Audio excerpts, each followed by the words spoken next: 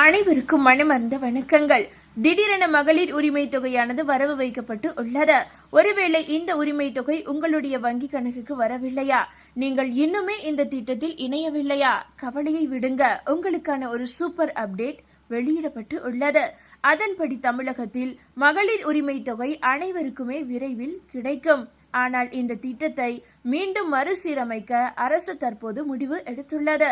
மே மாதத்திற்கான கலைஞர் மகளிர் உரிமை தொகை பயனாளிகளின் வங்கி கணக்கில் எப்போதும் போல சரியாக வரவு வைக்கப்பட்டு விட்டது. ஆனால் இந்த திட்டத்தை அரசு மீண்டும் மறுசீரமைப்பு செய்ய உள்ளதாக தெரிவித்து உள்ளது. தமிழகத்தில் அரசு பள்ளிகளில் படித்த மாணவர்கள் இடைநிற்றலே இல்லாமல் உயர்கல்வியை தொடர்வதற்காக புதுமை பெண், தமிழ் புதல்வன் ஆகிய கல்வி உதவித்தொகை திட்டங்கள் முந்தைய திமுக ஆட்சியில் அறிமுகம் செய்யப்பட்டன. அதன்படி புதுமை பெண் திட்டத்தில் மாணவிகளுக்கும், தமிழ் புதல்வன் திட்டத்தில் மாணவர்களுக்கும் மாதந்தோறும் ரூபாய் 1000 கல்வி உதவித்தொகை வழங்கப்பட்டு வருகிறது. மாணவிகளின் வங்கி கணக்கில் ஒவ்வொரு மாதமும் 7ஆம் தேதி இந்த தொகை சரியாக பர்ஃபெக்டாக வரவு வைக்கப்பட்டு வந்தது. இந்த நிலையில் தமிழக சட்டப்பேரவை பொது தேர்தலில் வெற்றி பெற்று தவேக ஆட்சி அமைந்துள்ளது. முந்தைய அரசுகளால் கொண்டுவரப்பட்ட முக்கிய நலத்திட்டங்கள் தொடரும் என்று சட்டப்பேரவையில் முதல்வர் விஜய் அவர்கள் உறுதியளித்து இருந்தார்.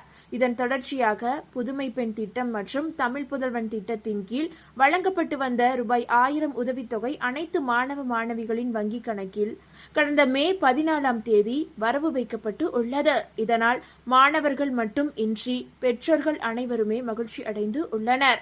இதற்கிடையே தமிழகம் முழுவதும் 1.31 கோடி பெண்களின் வங்கி கணக்கில் ஒவ்வொரு மாதமும் 15ஆம் தேதி கலைஞர் மகளிர் உரிமை தொகை ரூபாய் 1000 வரவு வைக்கப்பட்டு வருகிறது. இந்நிலையில் முதல்வர் விஜய் அவர்கள் வெளியிட்ட அறிவிப்பில் உரிமை தொகை திட்டத்தை மறுசீரமைப்பு செய்ய தமிழக அரசுக்கு உரிய கால அவகாசம் தேவைப்படுகிறது. நடப்பு மே மாதத்திற்கான உரிமை தொகை பயனாளிகளின் வங்கி கணக்கில் விரைவில் வரவு வைக்கப்படும் என்று தெரிவித்து உள்ளார். அதே நேரம் முதல்வரின் அறிவிப்பை திமுக தலைவர் ஸ்டாலின் விமர்சனம் செய்துள்ளார்.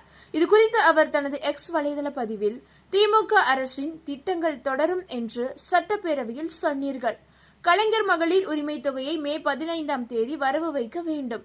ஏற்கனவே உள்ள திட்டத்தை தொடர எதற்கு அவகாசம்? என்ன மறுசீரமைப்பு செய்ய போகிறீர்கள்? மாதம் ரூபாய் 2500 தருவதாக வாக்குறுதி தந்துவிட்டு ரூபாய் 1000 கூட தராமல் இழுத்தடிப்பதுதான் உங்கள் மாற்றமா என்று கேள்வி எழுப்பி உள்ளார். அதாவது இதற்கு பின்பு சற்றும் எதிர்பாராத வகையில் அனைத்து உரிமை தொகை பயனாளிகளுக்கும் ரூபாய் 1000 விஜய் அவர்கள் நேரடியாக வரவு வைத்து உள்ளார். அதேபோல அரசின் நிதிநிலையை பொறுத்து நலத்திட்டங்களை நிறைவேற்ற கால அவகாசம் வழங்க வேண்டும். அரசின் நிதிநிலை தொடர்பாக வெள்ளை அறிக்கை வெளியிடப்படும் என்று கடந்த 10ஆம் தேதி முதலமைச்சராக பதவியேற்ற விழாவிலேயே விஜய் அவர்கள் தெரிவித்து இருந்தார். அந்த வகையில் தமிழக அரசின் நிதிநிலை தொடர்பாக துறை சார்ந்த உயர் அதிகாரிகளுடன் சென்னை தலைமை செயலகத்தில் முதல்வர் விஜய் ஆலோசனை நடத்தினார்.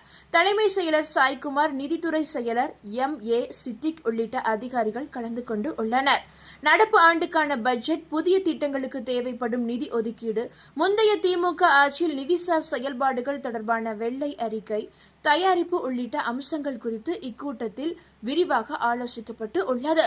தொடர்ந்து தொழில் முதலீட்டு கழகம் மற்றும் வர்த்தகத்துறை செயல்பாடுகள் குறித்த ஆய்வுக் கூட்டமும் நடைபெற்றது. இதன் மூலம் தெரிய வருவது என்னவென்றால், உரிமை தொகை மீண்டும் மறுசீரமைப்பு செய்து உரிய பயனாளிகளுக்கு கட்டாயம் ரூபாய் 2500 இனி மாதந்தோறும் வழங்கப்படும் என்று தெரிகிறது.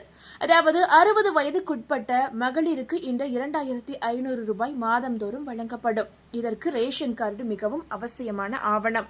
இதோடு உங்களுடைய ரேஷன் கார்டை நீங்கள் அப்டேட்டில் வைத்துக் கொள்ளுங்கள். அதே போல 60 வயதுக்கு மேற்பட்ட மகளிருக்கு இந்த உரிமை தொகை கிடைக்காதா என்று பலரும் கமெண்ட் பாக்ஸில் சொல்லி வருகிறீர்கள். இதற்கான பதில் என்னவென்றால், 60 வயதுக்கு மேற்பட்ட மகளிருக்கு பென்ஷன் தொகை வழங்கப்படும் என்று தவேக அரசு அறிவித்து உள்ளது. அதாவது உரிமை தொகை வெறும் 2500 மட்டுமே.